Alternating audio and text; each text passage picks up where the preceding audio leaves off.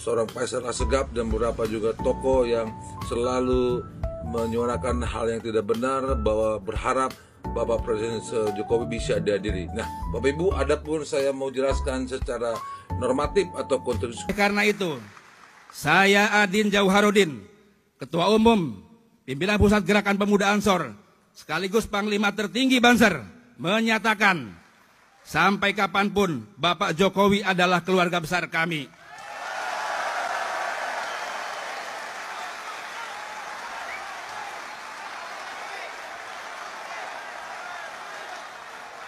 Maka siapapun yang menyakitinya dan keluarganya, maka sama saja dengan menyakiti kami, keluarga Bansor Ansor seluruh dunia.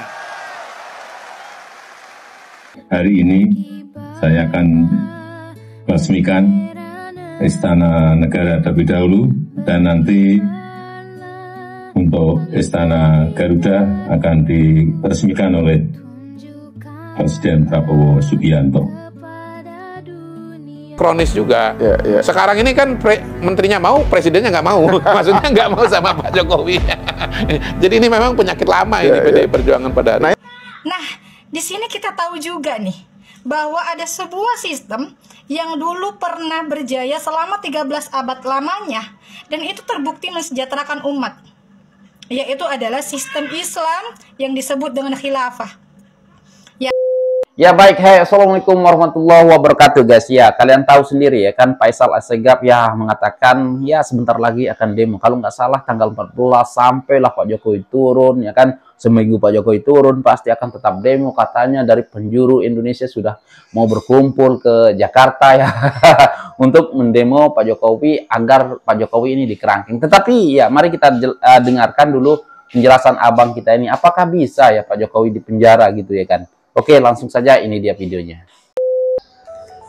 Ya, selamat malam Bapak Ibu dan Saudara kasih Indonesia tercinta. Kembali dengan saya, Suara Keadilan, Dr. Gideon Stephen Tutagalung. Nah Bapak Ibu, kali ini kita membahas tentang beberapa pandangan, beberapa juga berita-berita yang sangat meresahkan kita di pada kesempatan hari ini. Bagaimana tidak meresahkan, bahwa ada seorang Faisal Assegaf dan beberapa juga tokoh yang selalu menyuarakan hal yang tidak benar, bahwa berharap hal yang tidak benar ya Jokowi bisa dihadiri. Nah Bapak Ibu, adapun saya mau jelaskan secara normatif atau konteks hukumnya, bahwa seorang presiden dalam masa jabatannya itu yang bisa dihadiri, yaitu pada konstitusi kita di pasal 7B mengatakan presiden bisa saja dimakzulkan karena melakukan tindak pidana korupsi, pengkhianatan negara, dan berbagai juga hal-hal yang melanggar hukum.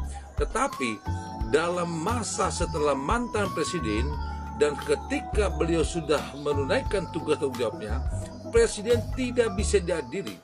Karena apa Bapak Ibu? Karena memang sistem hukum ketatanegaraan kita dan perundangan kita tidak memungkinkan, tidak juga membolehkan, dan juga tidak ada dasar hukumnya bahwa presiden bisa dihadiri. Itu apa yang menjadi kesalahan atau yang menjadi juga pelanggaran hukum yang dilakukan?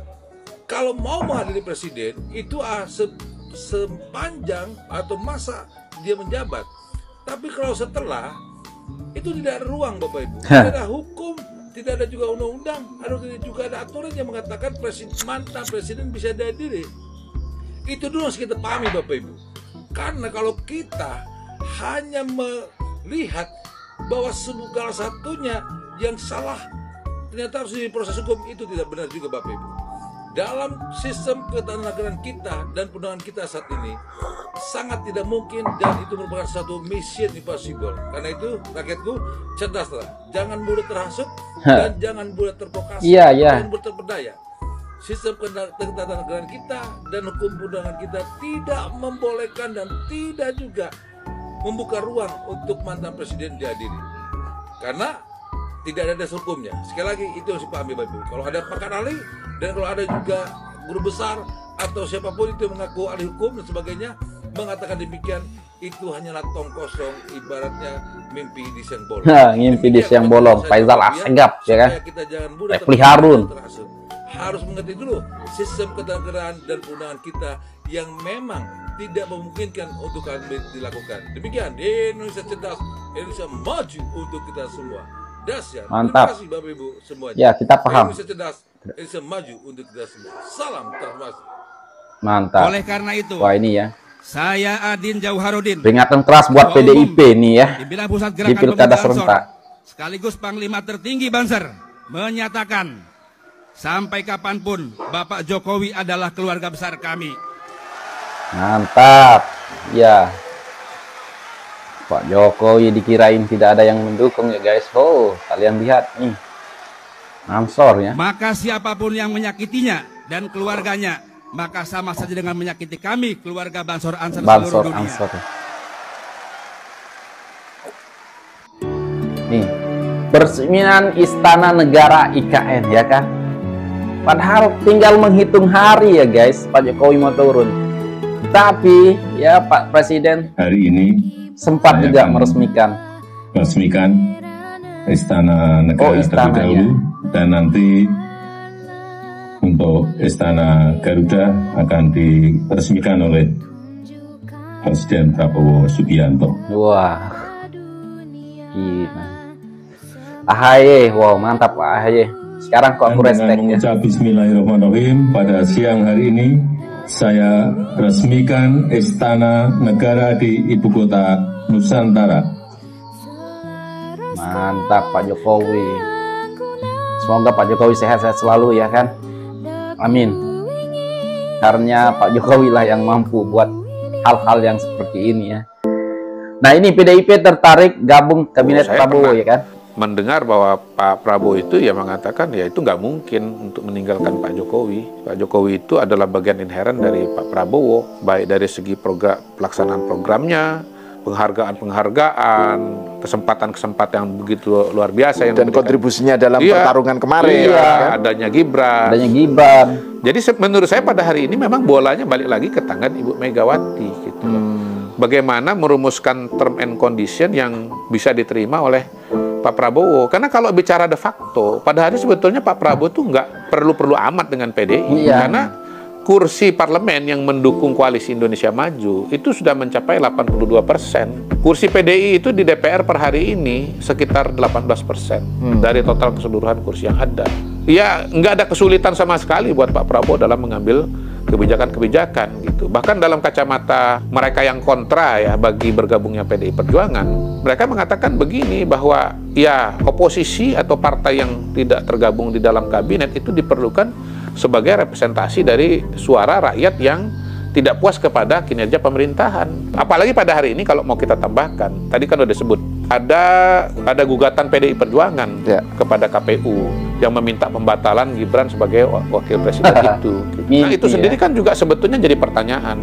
PDI ini mau masuk dalam kabinet Prabowo Gibran, tapi nggak mau Gibran ada di situ lah gimana sih? Gitu. Gimana Menterinya mau, tapi wapresnya nggak mau, gitu. Nah, ya, tapi ini kan penyakit kronis juga. Sekarang ini kan menterinya mau, presidennya nggak mau. Maksudnya nggak mau sama Pak Jokowi. Jadi ini memang penyakit lama ini PDI Perjuangan pada hari. Nah itu makanya. Assalamualaikum warahmatullahi Nah, ini wabarakatuh. apalagi anak Masya Allah, abahnya. tabarakallah. Semua udah pada speak up. Mahasiswa, emak-emak, masyarakat, para ustadz, para artis, semua udah speak up. Dan kita semua sepakat bahwa kita udah capek banget, kita udah lelah, udah gerah banget gitu ya dengan semua kebijakan-kebijakan yang diambil oleh negeri ini, oleh rezim Kamu ini, aja yang gerah, aku yang enggak. merugikan umat ya. Kamu aja yang rugi, aku enggak. Tidak masuk di akal lagi, ya kan? Nah mungkin kita juga harus menyatukan satu pandangan yang sama terkait solusi apa yang harus kita ambil terkait dengan hal ini. Apa itu? Karena masih banyak yang menyuarakan bahwa kita hanya sekedar mengganti rezim saja, mengganti pemimpin saja. Padahal kita lihat, kita sudah sering kali mengganti rezim, ya. Kita udah, dan dari background yang berbeda-beda. Iya. Ya kan? Terus? Mulai dari kita udah pernah dipimpin sama ya backgroundnya insinyur, udah pernah dipimpin dari background militer, pernah dipimpin dari background ulama, ya kan? Terus? Dari Nahdlatul Ulama. Kemudian kita pernah dipimpin dari kalangan perempuan. Background Megawati. Perempuan. Kemudian kita pernah dipimpin dari yang paling merakyat sekalipun, kita udah pernah dipimpin semua. Tetapi nyatanya perubahan yang terjadi tidak semakin lebih baik, tapi perubahan yang terjadi semakin menyengsarakan rakyat. Aduh, dan kita lihat kamu aja yang sengsara, aku enggak. Sampai hari ini makin ada aja aturan-aturan yang nggak masuk di akal sama kita. Kenapa kita nggak sama-sama berpikir bahwa udah saatnya kita coba mencari tidak hanya mengganti rezimnya, tapi mencari solusi dengan mengganti sistemnya. Kayaknya memang udah sistemnya nih yang rusak. Karena orang-orangnya udah kita ganti masih gitu-gitu aja. Oke. Ya kan? Apa coba deh kita berpikir begitu. Apa solusinya? Nah, di sini kita tahu juga nih bahwa ada sebuah sistem yang dulu pernah berjaya selama 13 abad lamanya, dan itu terbukti mensejahterakan umat. Apa? Yaitu adalah sistem Islam yang disebut dengan khilafah. Khilafah dia mau, ya kan? Guys. Nah, anak abah nih. Meskipun nih ya, orang-orang pada banyak sekali yang menuding bahwa khilafah ini menghancurkan negeri gitu ya. Nggak usah dipercaya, itu hanya ingin merusak citra Islam saja. Islam nggak rusak lah. Ini khilafah adalah ajaran Islam yang sudah terbukti mensejahterakan, dan ini wujud cinta kita menyuarakan ini nih. Ya, menyuarakan khilafah ini adalah wujud cinta kita, wujud kasih sayang kita kepada negeri ini yang udah berkali-kali ganti rezim, tapi kita butuh perubahan yang hakiki, say. Gitu ya. Jadi makanya mari kita suarakan bersama solusi yang insya Allah ini adalah solusi sebuah sistem yang akan mensejahterakan kita dan solusi yang diridhoi oleh Allah Subhanahu wa taala. Assalamualaikum warahmatullahi wabarakatuh. Aduh, ibu-ibu ini ya kan. Ya mau mengubah sistem kenegaraan kita ya menjadi ya memakai sistem khilafah katanya. Aduh, udahlah ya Bu, pergi ke Timur Tengah aja lah ya.